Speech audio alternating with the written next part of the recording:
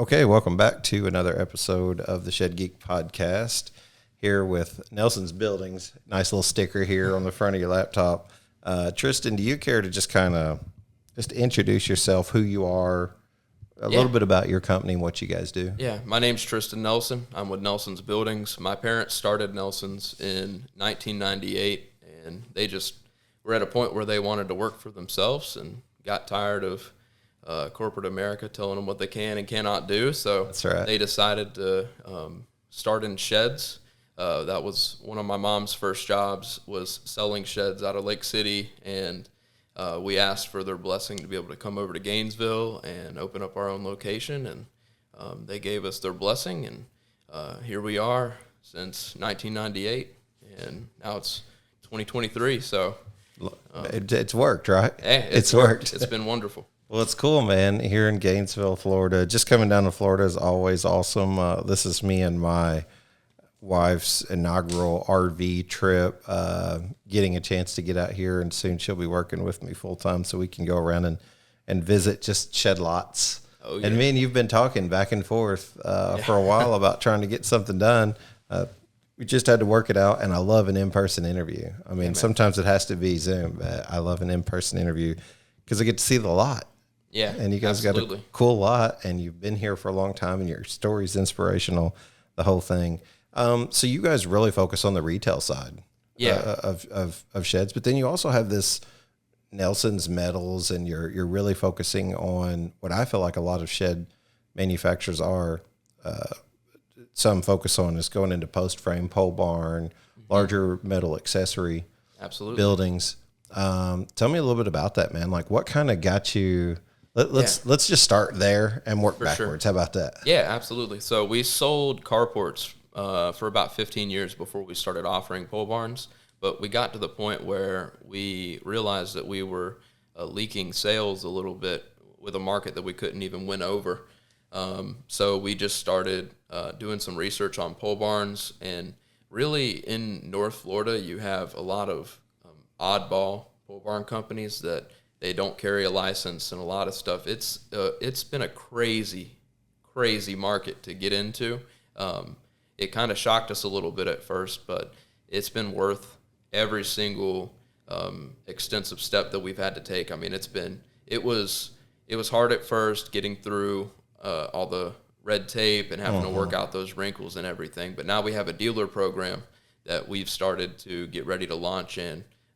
We've structured it a lot like the carport companies have, where you'll have your base price, you do your height, you build it out on both sides, and then you can basically, it's almost like a seamless transition to where if you want to expand your product line from just doing carports and you don't want to leak sales on tubular steel anymore, you have one step up before you would get to a red iron structure, which red irons are, whole new world. Yeah, whole different world. But a pole barn's a great transition from tubular steel carports to red iron. So it's kind of that in between. It meets both worlds. Well, and as you know, to me, as I mature and educate, Apostle Paul always talks about furthering your education. So I always just think it's wise to just continue to try and educate yourself. I've even kind of changed my points of view at times, and I think you have to be acceptable and willing to do that to see that the shed is different than just, anything can be a shed. Right. I mean, technically you hear pole sheds, or, when I was growing up, they were called pole barns. Some people say post frame. Obviously, if you go to the NFBA, you're going to see, it's very heavy on post frame and wood columns or whatever. But there's so much more that goes into it. You've got metal and seeing the tubular metal that's entered the market into carports, and then we hear the stories about customer service and so many other things that people feel like there's an opportunity to take advantage of that. I want to be able to cover all that, and your lot is a perfect example of that explanation. You find that there are other revenue streams and opportunity for sure than just a backyard shed. Definitely. I mean, it's been about 7 years in the making. We started with not just offering metal sheds, but starting to offer wood-sided sheds as well. So now we have metal sided sheds and wood sided sheds. And then we realized that that was bringing in more traffic, and it was like, hey, we could be onto something here. So we started to expand our product line. Now we have gazebos, greenhouses, pole barns, and we've really gotten to that point where we just want to take every opportunity that we can to where you can become that name. And customers realize, I can come here and I can get everything almost but a house. Like any outdoor building, they have the solution for it. So if you can start to meet that, customers are not going to look for another place to shop. They're just going to want to come to you. And that's where word of mouth can really, it gains more momentum and more power that way by expanding your product line. What's the experience been like so far? I would imagine in Florida you have like wind ratings, wind loads. You probably got to do some kind of licensing, and there's probably just so much information that has to happen. What's sort of been your, because this is like a whole family operation, what you guys do here. It's so cool. And I really wish we could have got Rick on today. I know, man. And it's all on me, man. It's all like, right. No we worries. talked like a month out, and then we were kind of short noticing it in this RV trip with like a week out. But he's got deliveries to do. Rick's out working. It's all right. We made it work. That's all right. Keep doing what you do, Rick. But definitely stay in touch. Maybe we'll get you on here one day. I hear you've got some great hauling stories, and we know you're out there working, man. And just hey, congrats on all your success, both personally and professionally, Rick. I want to say that on air because sounds like man, you've really strived to do better and are doing some really cool things. Just so you know, that's what the people say back here. Absolutely, absolutely. God is good, man. That's right, all the time. But as far as the regulation goes, I mean, it's just been one step after another whenever it comes to, you asked about regulating pole barns, right? Yeah.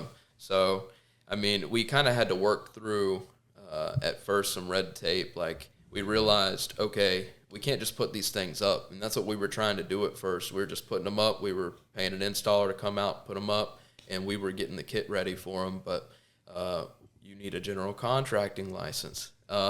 So surprise. And we were like, okay, what do we do now? So we started making phone calls to a lot of our connections, and now we have a general contractor on staff, and my brother is training to be a general contractor as well. So it's been really taken off ever since we got our license, because we can pre-finish the inside of the barn with tongue and groove wood. We can do interior wall metal, horse stalls. We offer 3 different types of horse stalls. Like, we have an economy horse stall, standard horse stall, and a premium. Nice. And so, like, we have we have so many options, sliding barn doors, and a ton of overhead doors where, they look better than a regular roll-up. So we tried to meet that. We want to be economical, like we still have an economy line, but we also want to be able to compete with some of the higher quality pole barns as well. So we have options across the board, that if you're competing with a tubular steel building and you have to sell for tubular steel, and you're selling between that and your customer's trying to decide there, we can go that route, or we can go closer towards a high-end pole barn or post frame construction, because we have the quality there too. So at the end of the day, we try to get our customers in the best fit for them. Yeah. So having that product line that's expanded completely, whenever they walk out onto our lot, we can say, hey, what are you looking for? What are your dreams and ambitions for this project? And we don't have to sell them into a product. We can just put them into their best fit for their budget and what they want. And that's great, dude. That's like a perfect soundbite right there. Like, we don't have to go out and sell you on what we have. We can go out and get you what you need, and we'll just be a service that helps guide you. Yeah. And answers questions along the way. That's what's really cool about being able to do so much that's all encompassing. You guys' stories, since we seem to be working backwards, we went straight to post frame pole barn and things like that you're doing. But you said you guys started in 1998. Now, I know just from looking at you weren't here starting this in 1998, because you're too young for that, man. 26. Yep. 26. Okay. You're so like well spoken. and mature for 26, man. Someone should tell you that for sure. I really enjoyed talking to you both before and even here today. Thank further. You, What's it look like? Mom and Dad started the business in 98? Yep, they started the business, and then we kind of hit a roadblock in the mid-2000s where we got into a lawsuit and lost the company, and it shook our world. It shook us to our core, man. I mean, we lost everything. Slowly had to sell different assets over time, and it was in the middle of where the economy had kind of went down with the '08 crash, and I mean, God has a plan. So yeah, that's right.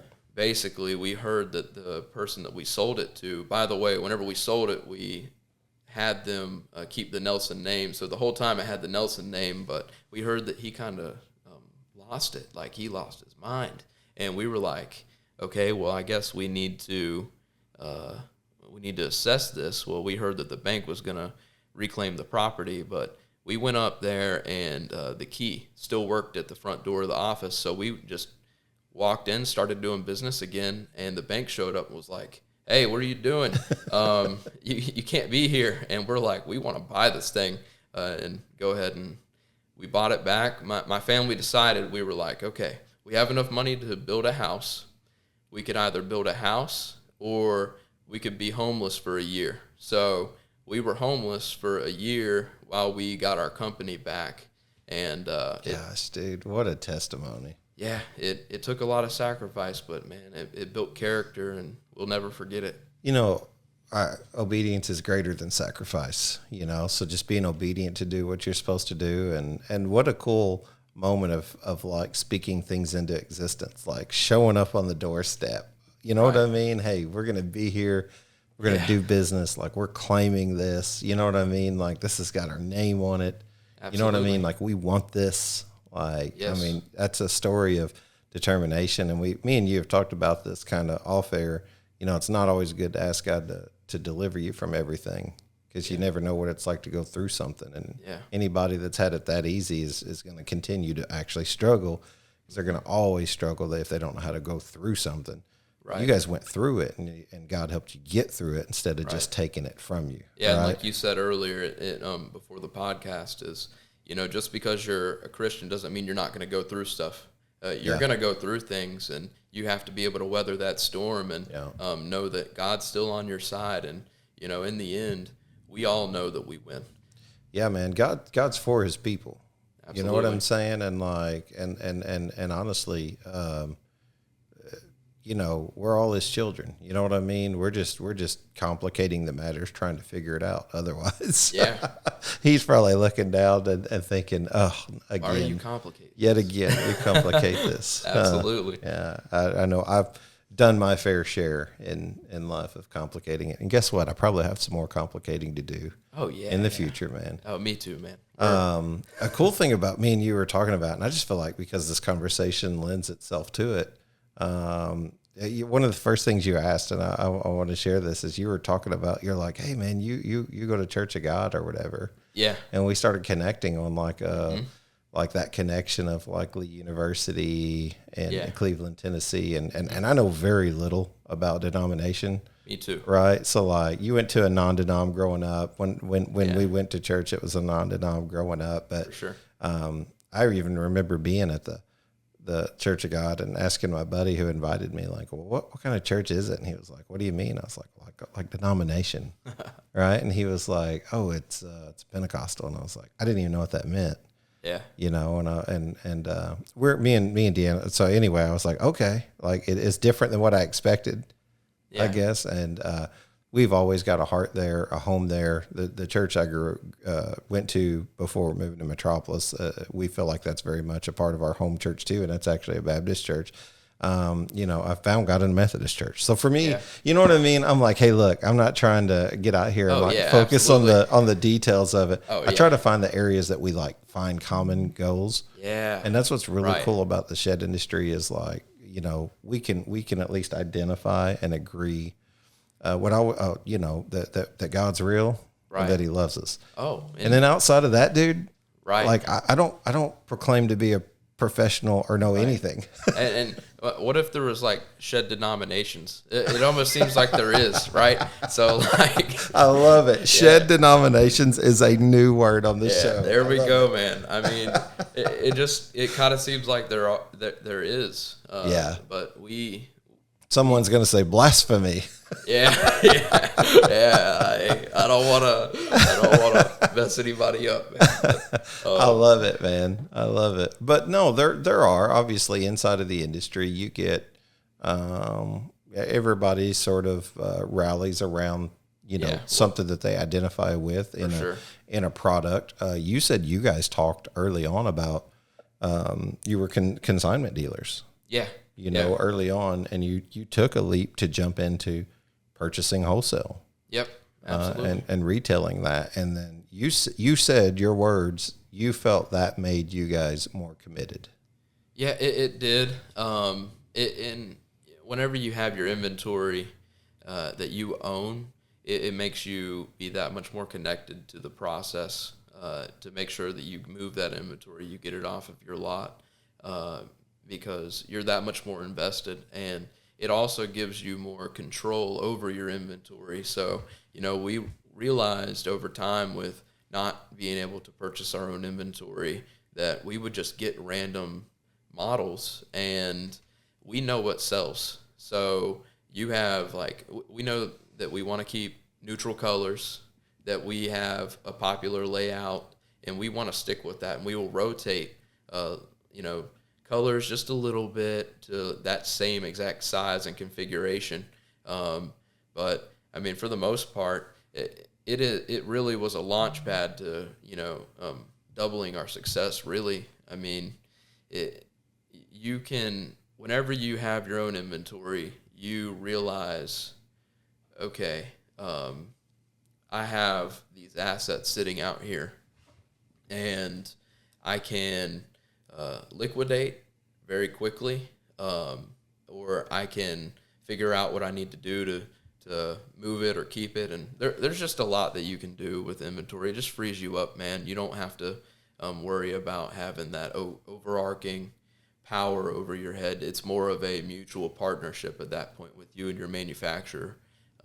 So we've enjoyed that relationship with our manufacturers. Well, I would imagine it opens you up or frees you up for more decisions you can make on services that you decide to offer to. I mean, there's a comfort level to being in, consignment. Yes. A lot of people talk about risk. I just did an interview where we talked about risk and risk assessment, and really,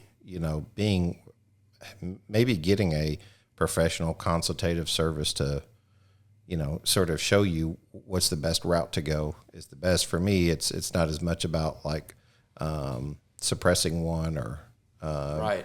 For me, it's what works for you.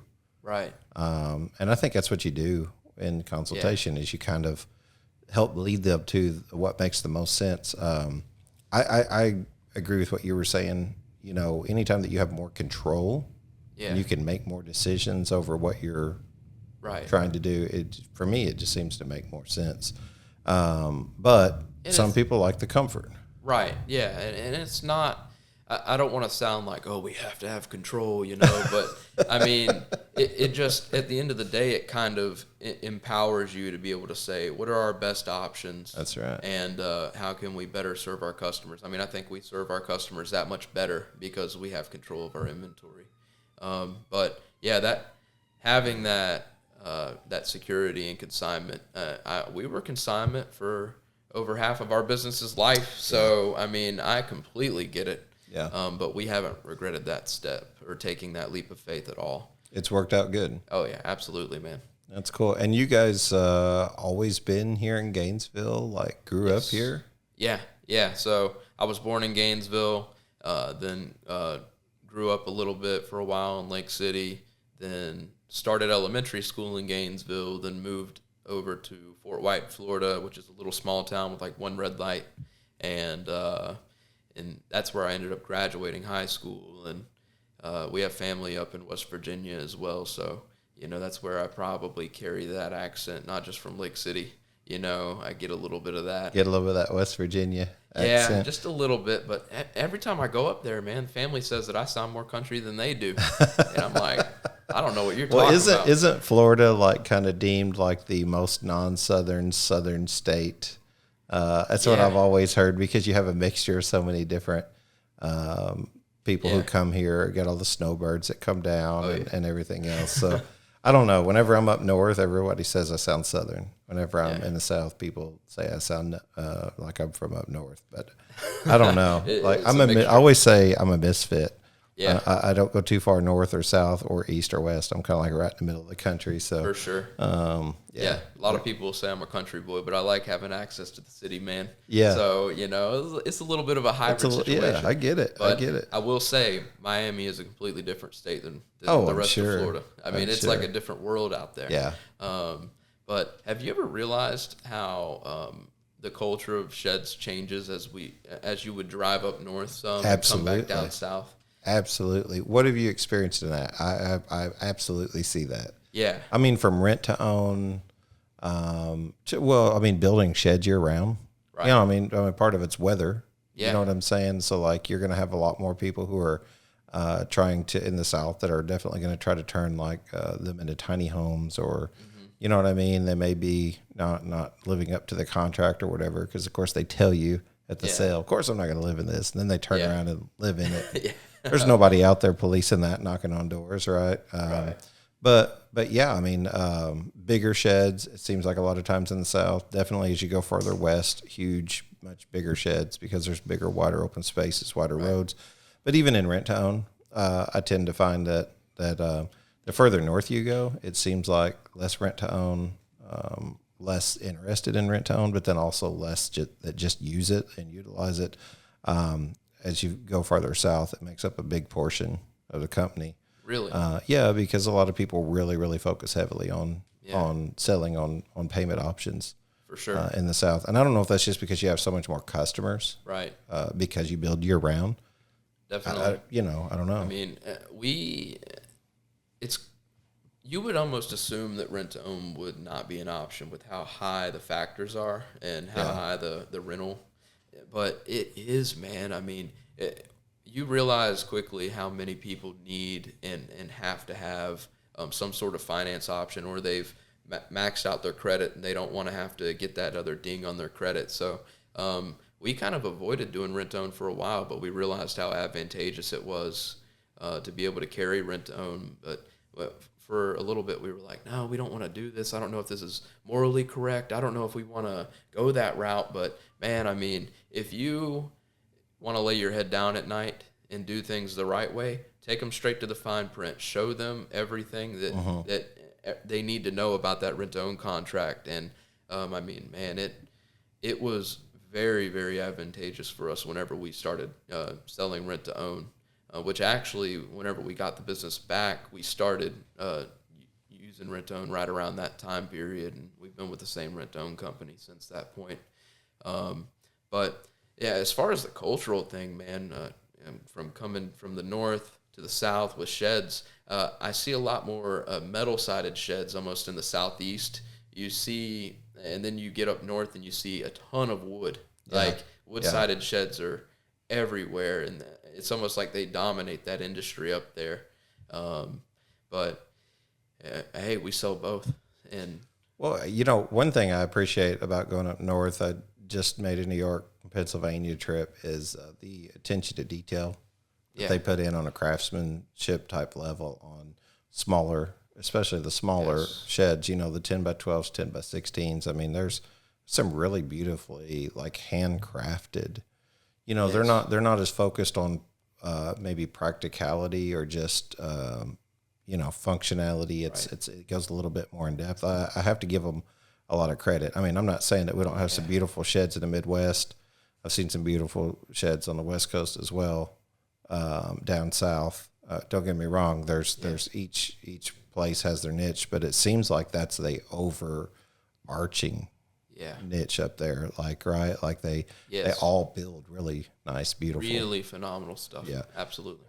Maybe it's more practical when you talk about culture in the South or the Southeast. Maybe it's more functional.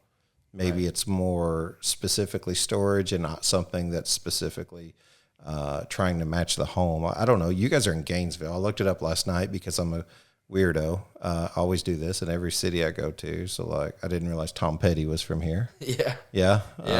That's what the Gators, they, in the fourth quarter, every time the games, like the fourth quarter starts, they'll sing Won't Back Down. Okay. Yeah. Oh, yeah. Nice. Night games, it's a phenomenal experience. Yeah. No, that's cool. Well, I didn't realize that. I was looking at some other, like, Joaquin Phoenix and River Phoenix, and a lot of bands come out of, apparently, Gainesville. So when I say weirdo, you got to understand, like, I know that you're the 182nd largest city in America. That's how weird I get. So I just look at demographics. I look at different things to try and gauge and understand. And obviously, Tebow went to school here. I mean, everyone. Absolutely. I've heard Tebow speak.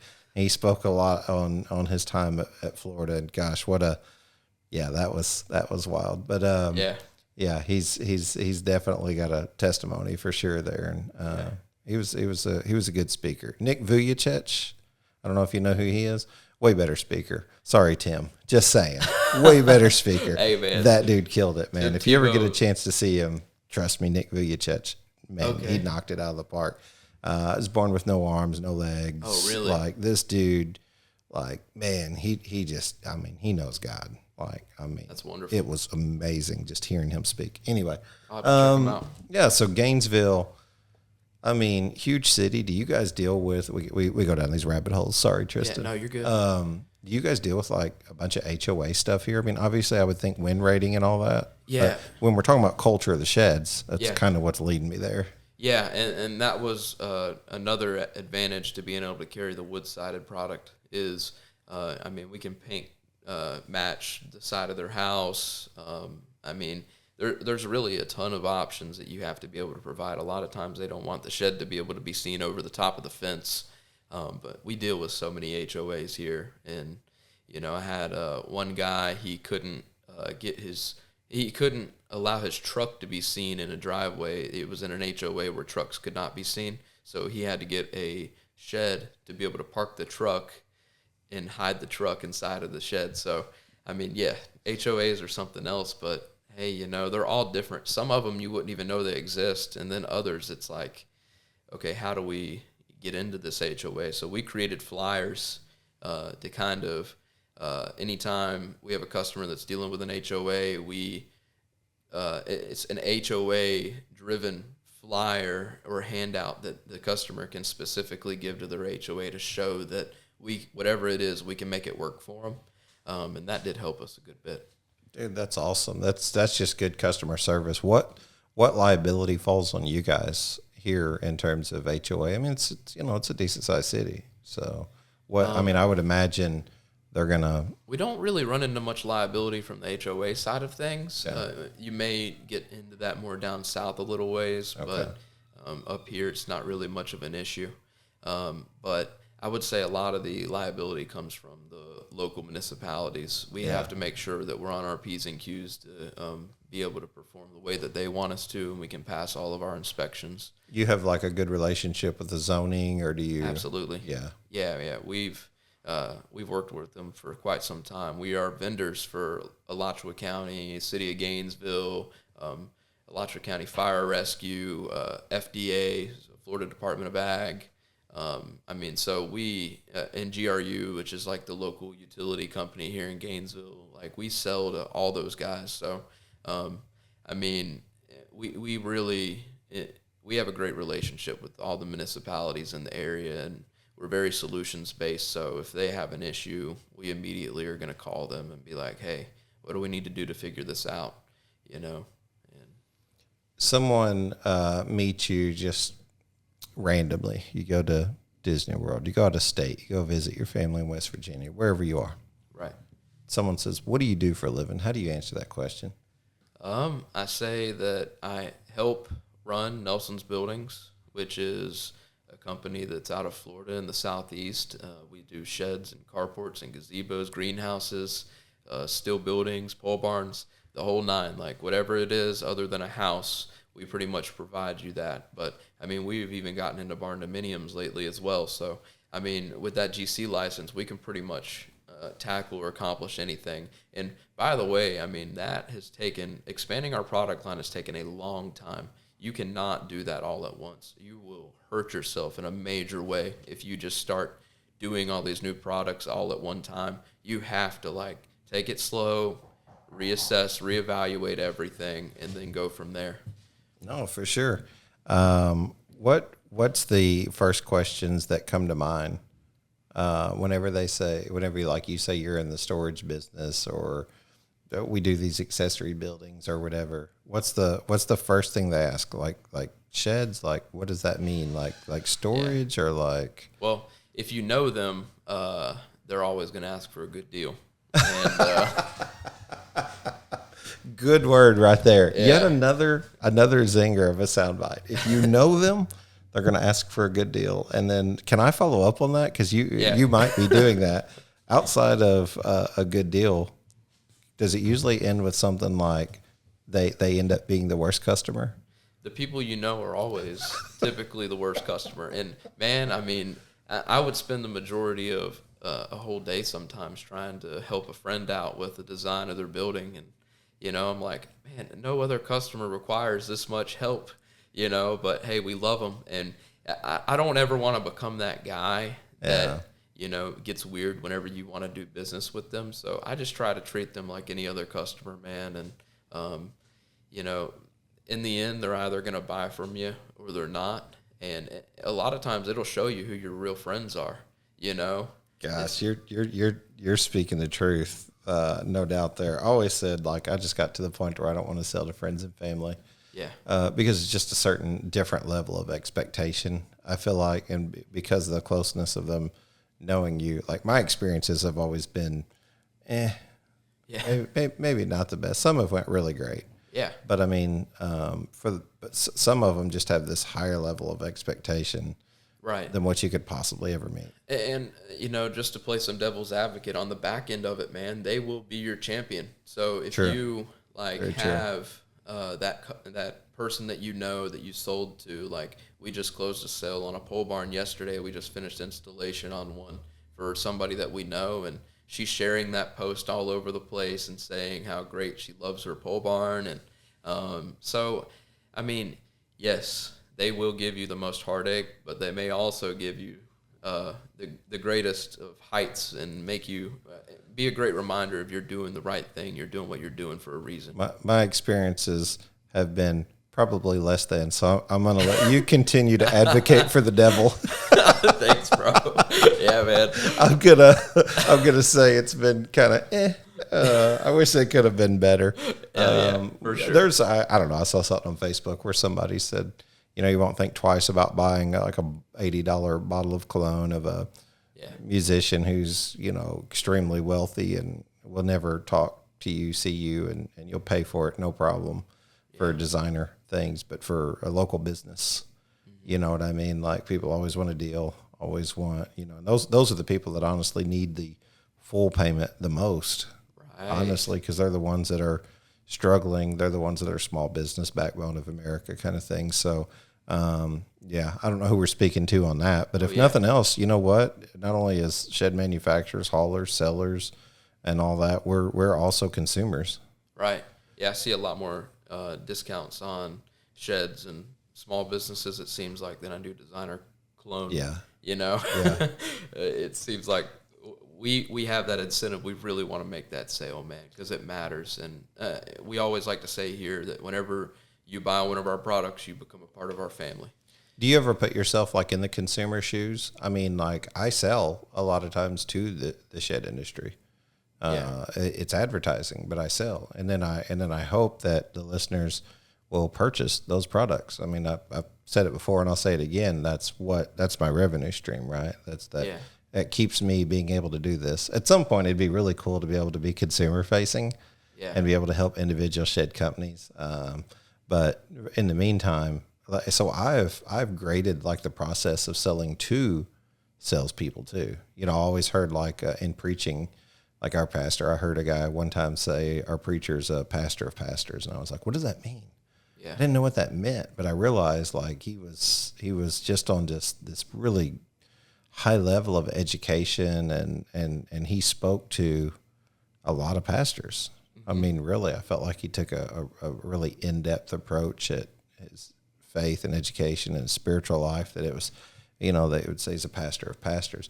To be a salesperson of salespeople, Right. that's really hard. I mean, something we've created recently is the Shed University event, where we're trying to create an opportunity to help shed sellers. And that can be whether you're a big box store, that can be whether you're a small mom and pop. We're trying to provide value. That's what it boils down to, is trying to provide value. What has your sales experience been like? Do you grade others? It's a 2-part question. Let me do that, because if not, I'll run on and ask too much at once. But what's your sales experience been like? And then do you grade yourself against other sales experiences when you become a consumer? So when you go buy a mattress or a car or anything, do you learn from them? I'm more appreciative of people that aren't so pushy now that I'm in sales. And we pride ourselves at Nelson's on not being pushy and getting them into the product. We've even told a customer, look, if you have to wait a month to save, or if you have to wait longer to save and get that product that you want, then do it. We're not just trying to make that short, quick sale, So it almost it really bothers me whenever I walk onto another type of sales place and they're really pushing you. They're trying to get you to close that deal. You're walking back to your vehicle and they're like, hey, but I'll give you this discount, and they're changing the price on you. And it's just man, could I just get a straight, can you just shoot it to me straight? And, so I think it just makes me discern corruption in sales a whole lot clearer now that we're in sales. And, we have a non-pressure sales experience here, and we really try to push that the best we can, and it pays off. People appreciate it in the end, and you can almost see. So, for example, what we do is we'll take them, if they don't know the size that they want on a shed, we take them straight to the smallest shed, and 9 times out of 10, maybe even 19 times out of 20, they're going to say, man, this is way too small. So it doesn't hurt us by taking them to that small product, but that immediately, just doing that little, that mental exercise with them, it breaks down walls. And that's what we're in the business of, is breaking down walls. You're trying to get the customer qualified for what they do want. One of mine and my wife's favorite experiences in the sales process was whenever we bought a car early on in our early 20s. We had the eyes for a particular car, and we had the wallet for a different car. Yeah. And he worked with us, and I didn't feel like he downsold us. Yeah. He talked about the practicality of the car. This car ended up being, I think it was a 2000 Chevy Malibu. Nice. And it was it was one of our favorite cars that we've ever owned. It's a 4-door. It was exactly what we needed. The Malibu has continued on. I think what we wanted was an Oldsmobile Alero, which is a 2-door. It looked a little sportier. I'm not even sure if those are around anymore. Yeah. The Malibu continued. It was practical. It was pretty maintenance free. We paid it off, and then we owned it for a couple of years afterwards. Yeah. And I ended up working with a guy who owned that car, 10 years later. And he's like, yeah, man, I got this car from some old man, and it's been the best car I ever owned. So he downsold us, I guess you'd say, but into a more affordable. Yeah. Yeah. I think customers appreciate that. Oh, they do. It changes everything. And what an opportunity, right? You have the opportunity to form a relationship with somebody every time you come into contact with them. And if we are going to take what we say seriously, with whenever you make that purchase, you become a part of our family, I think I would like to have a great reputation with my family. And in the end, it really, really helps. What's it mean to purchase a shed or a pole barn from Nelson's? What do you feel like is your message to your customer? Ultimately, I think, we try to go for best built, best price, best service.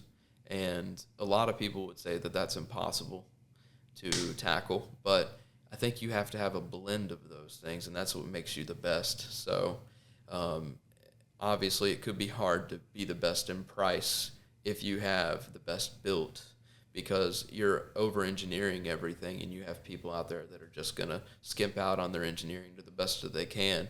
And but over time, if you double down on that business model, you're going to get more sales in the end, which increases your buying power, and then you're able to get closer to that best price. So that's why we're thankful for the manufacturers that we have, because we have great buying power, and we are truly able to fit them into the best built for the best price. And then that's where Rick comes in with the best service, and and we try to tackle those three prongs. In business school, they tried to tell me that you would have to pick one of the three and focus on one of those: best price, best build, or best service, and go for that as your business model. But we don't want to settle. We're going to keep fighting for those three. That's pretty awesome, man. And did you go to school here? Yep, at UF, yeah, University of Florida. Yeah, very cool, man. I think that's awesome. Here's what we should have. Let's see, where's it at? We should have, when we mentioned Rick. He'll appreciate that while he's going down the road. Maybe we need like a Rick Nelson chant. Rick. We need to do it. I hope he's getting a laugh out of it, man. He's got such good energy, such an awesome dude. For sure. What's it look like for you guys, man? Where's Nelson's going? You expanding? You looking to expand? Yes. Yeah. So we want to continue to grow our dealer program. We're manufacturing pole barns, but we're happy with where that's at on the manufacturing side of things. We just want to continue to grow our dealer locations. So we plan on hopefully getting into South Georgia eventually, and then reassessing and going from there. We don't want to grow too quick, and that's the key. I feel like a lot of times you can get so overinflated to where you almost lose yourself in the process.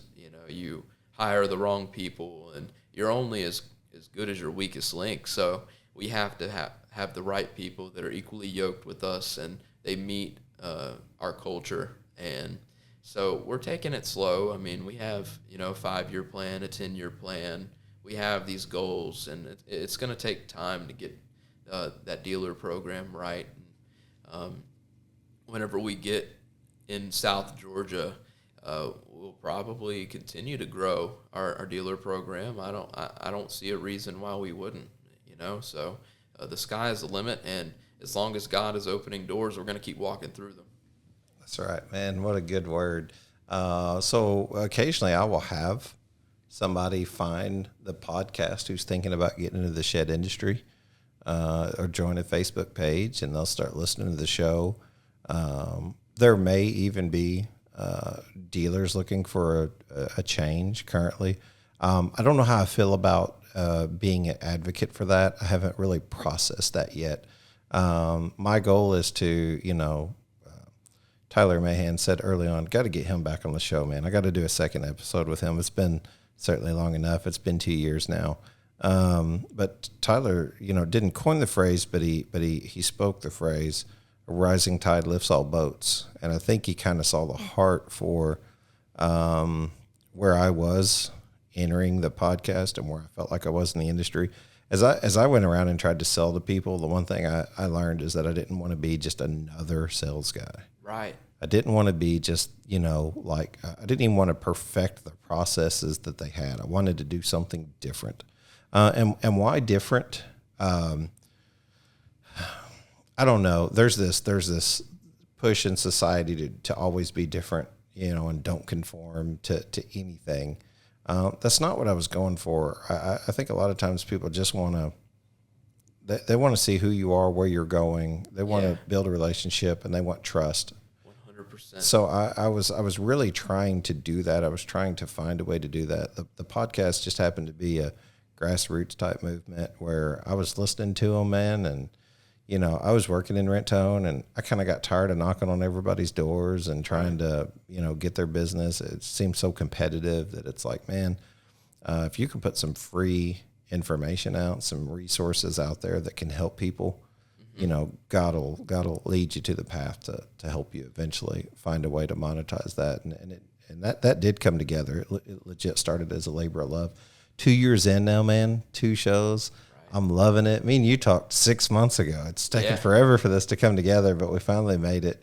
I love what you guys are doing, but to kind of focus on the point I'm trying to drive home is if someone finds the show, if they're listening, and they want to know more about Nelson's, they want to contact you, they want to see about being part of your building network expansion, who do they contact? How do they get hold of you? They can call me. They can call up to our main office at 352-374-7705.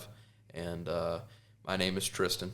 And you could rewind back to the beginning of the podcast, or I could plug my name there. But I have a list of questions that I'd love to ask you and love to see if you're a great fit. What I will say is if you invest in us, we're going to invest in you, and we want you to be successful just as much as you want to be successful. So we're going to pour our heart, mind, and soul into everything we got into making sure that you're going to succeed. And, you know, I mean, we have experience since 1998, so we know down to the sweet science of what to say, how to say it, in order not to, you know, scare somebody away or frighten them, you know. I mean, and I think that we are doing something that's, you know, very, very, it's unique, and, you know, we've taken the long approach on being able to grow the right way. Like, you know, we'll be understaffed for a little while just so we can hire the right person. And I think being willing to take that little bit of time just to find the right person, it's really important. So everybody that you're going to talk to here, they're going to take pride in what they do. And we have a wonderful team. And I think it's great. I think you're wise beyond your years, 26 years old. Me and you kind of talked about, you know, ministry. We kind of talked early on about how you even thought maybe, hey, is there a calling there?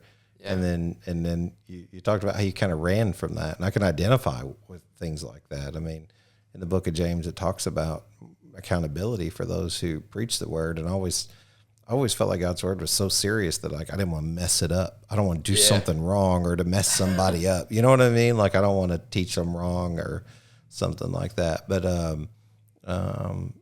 your girlfriend. Yeah, Kendall. Yeah, she's fiance. I'm getting married to her October 21st. October 21st. Yes. Congrats, man. Thank you, man. Congrats. That's awesome. Love to see families just living for God, man. That's a really cool thing. But she's involved in children ministry. She is. Definitely kind of pulled you back in. Yeah. For a while, it was like, because the other church that I went to, I was in kids ministry for a little over a decade, and was like, okay, I'm still like, I'm getting a little bit older now. I know I'm still young. For all the listeners, I know I'm young, but I get you. You've already been burned a couple times by saying I'm getting older, and they're like, "Oh, you just wait and see." Yeah. So, like, I don't want to be that guy, but man, I mean, I was still single in my mid-20s, and I'm like hanging out with these kids, you know, just helping them learn more about Jesus, and you know, that was great and all, but I'm like thinking, okay, if I'm gonna get a lady, I might need to go be on the greeting team and go out there and welcome people in, you know, and I don't see any ladies in kids church. So I love it. Yeah. And but man, this woman caught my eye, and she has truly changed everything. I mean, she has such a heart for kids, such a heart for ministry, and now I know why God was keeping me in kids for so long, because she wants to go into kids ministry. That's awesome, man. I think you guys are going to do great things. I think you're going to do big things. I love your company. I love from the first chance I got to meet you guys. Yeah, man. Thank you. You guys, you're as real as they get. My complete endorsement. I think you're wise beyond your years. I really do. yeah, like I've got a 20-year-old daughter, I've got an 18-year-old son, man, and my daughter's engaged right now. Yeah. But yeah, you always worry about, oh no, what kind of boy is she going to bring home? And you worry about, you know what I mean? Like what kind of son you're going to raise, and you hope that they turn out right and do the right things, man. Your parents should be very proud. Thank you, bro. Be very proud. Thank you, man. I really appreciate that. I try to make them proud every day, and I appreciate you having me on. Hey, dude, this is, the Shed Geek Podcast is so many different things at this point, man. It's ministry, it's sheds, it's accessory buildings, it's greenhouses, chicken coops, furniture. It's all the people business is what it boils down to. And my favorite thing is that we can just talk about life. Yeah. And we can figure out how we find mutual points. You know what I'm saying? Like, and that's the shed industry that kind of relates us. Right. But God just chose the shed to be the vehicle to connect, people. And I think people really get a lot of, here's the thing. I get the feedback that says, hey man, I really enjoyed that guy's podcast.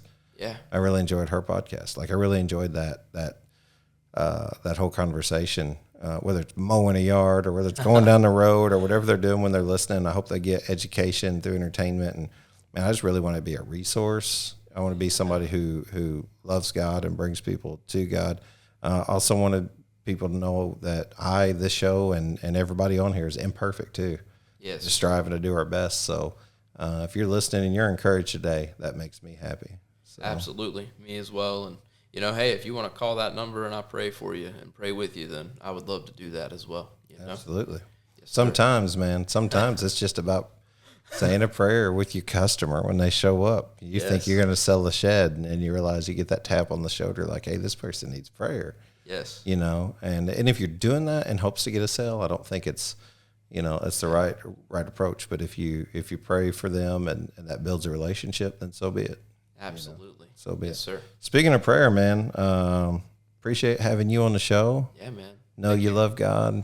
Love what Nelson's Buildings is doing. I hope you get some calls from people who might be interested in that dealer network. And at a minimum, man, I absolutely love having new friends and appreciate having you on the show. Do you want to close out in prayer? Yeah, let's pray. All right. Lord Father, we come to you and we ask that you cover the shed industry in your love and in your presence, and you fill every single one of your salespeople within this industry, and give them wisdom, give them the discernment to be able to know what is right and what is wrong, and convict them whenever they do what is right and what is wrong, and empower this industry to be able to continue to grow and have great success. And we know that you are the author of everything good, and that you are going to continue to grow this industry beyond belief. We are so thankful for that opportunity, and we're going to continue to move in your will. We love you and we thank you. In Jesus' name we pray. Amen. Amen, man. Appreciate having you on the show. Sir. I think you guys are going to do nothing but good things, man. Thank you. Wishing that and praying that for you. Yes, sir. Thanks, man. All right.